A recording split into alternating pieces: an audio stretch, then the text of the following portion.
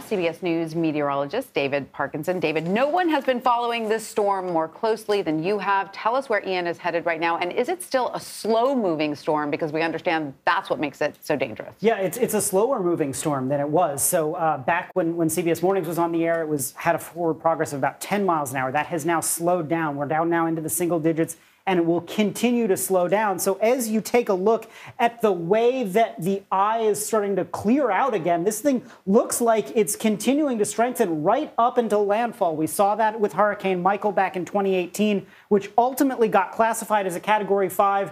Wouldn't be surprised if we see something similar here. Let's show you the radar right now. You can see the heaviest rain is to the north and west, but there's definitely bands starting to make their way. The eye wall starting to make their way, particularly on the outer islands. Now, if you take a look, actually, this is now a loop here, and you're taking a look at these lines coming right into Captiva.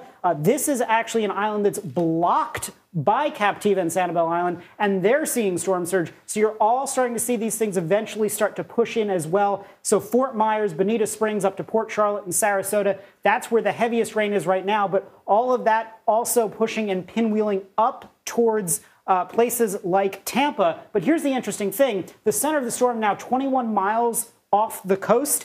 As this gets closer, the bands will continue to intensify and get stronger. And so what you're going to be seeing realistically is much worse conditions. And the reason why I'm most concerned now is we have this new extreme wind warning. That is something that is new from the National Weather Service in the last couple of years.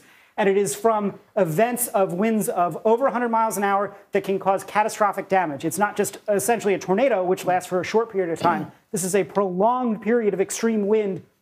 You're seeing it for Charlotte, Sarasota, and now Lee counties all the way through 2 p.m. This entire area shaded in purple have these devastating wind gusts. And so anyone who was out on these barrier islands, I really hope there was no one, because I don't know what's going to be left between the combination of the wind and also the amount of storm surge that you're going to have. It's really going to be catastrophic. But even inland here, once you're on the mainland by Bonita Springs up towards Fort Myers, that's a very populated downtown. Hidden by this box is Cape Coral. That is a populated suburb. So you've got a lot of areas that are going to be dealing with these devastating wind gusts in addition to the rain and the storm surge that we're focusing on, because those are traditionally the most deadly part of hurricanes. But you can't sleep on the wind when you've got a Category 4 that's 2 miles away from a Category 5. Yeah, we've already seen that wind whipping around trees, uprooting things. It's just terrifying to think that maybe not everybody evacuated from that area, right? I mean, you're saying this area is going to sustain some pretty heavy damage. Yeah, you know, and here's the thing. Like, if you were in Tampa and you were in a place that was told to evacuate and you didn't, the risk you were making was a calculated one. But theoretically, you weren't on a barrier island, so assuming the roads were somewhat clear, you could have made a last-minute hasty decision. These are all barrier islands. So if you're out here and there's too much wind and that bridge is closed, you are on that barrier island for the duration, and no one is coming to save you. No, I guarantee you there are no first responders who stayed out on those islands, because there is nowhere out there that is safe enough to park a vehicle, to be out in this thing when you're going to have 100 mile an hour, 130 mile an hour, 150 mile an hour wind gusts for a long period of time. And we're currently at 155 miles per hour. And I saw your note that in any moment we could expect it would be upgraded to a Category 5. I'm remembering also, when, as you're talking about covering Hurricane Harvey and how when it slowed down, it just dumped all that rain, causing all that catastrophic flooding. Is that the same sort of thing that we're looking at, plus this storm surge? Yeah, so that's the problem is it's hour after hour, and you're piling these things together. So take a look at the track here. What's so interesting is by 8 p.m., it's made its way just a little bit inland. It's weakened to a Category 3. But here's the crazy thing. This distance from this Category 3 to where it is now a tropical storm at 70 miles an hour in Orlando, right? You would drive from the coast to Orlando in, I don't know, hour and a half, 2 hours. It's going to take the better part of 18 hours to make that distance. So that's the forward progress that you're having here. All the while, there's all these wind gusts and rain and storm surge that are piling in. And then even as it sort of reemerges, it doesn't speed up all that much. Thursday at 8 p.m., it's only at Daytona Beach. That's as far as it's gone. So the forward progress is not there. It eventually starts picking up speed as it moves to the north. But one of the things that I want to point out here is we have a future cast. This is the really important thing. I want to go into our little touchscreen mode and show you. This is the bad surge, right? So basically, you've got counterclockwise flow anything coming around that side of the storm, that's the water getting pushed in. So you're getting it in Naples, you're getting it in Fort Myers. But in Tampa, look at where you are with relation to the storm. So this is at 6 p.m. Instead, everything's getting shoved out of Tampa Bay.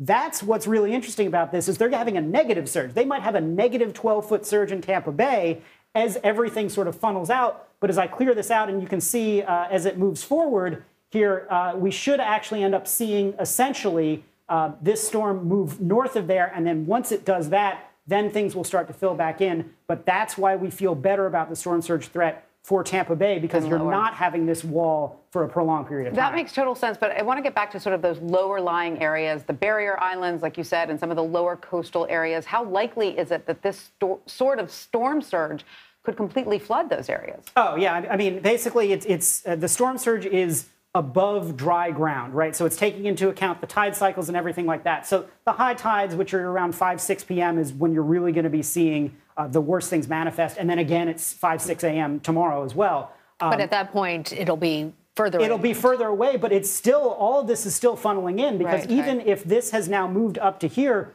the flow around it is still pushing water in. So you're still having hours and hours of surge even once it's past you. So by no means by tomorrow morning is the surge over with, but the rush of water is probably a little bit less. But yeah, in terms of the amount of water that you're getting over the ground, it's really something that 16 feet is almost to the second story of a house. There's no points on these islands that have a natural elevation of 16 feet. Oh, God. So you'll have bays meeting gulfs, and you'll have new inlets cut. You'll have all these kinds of things.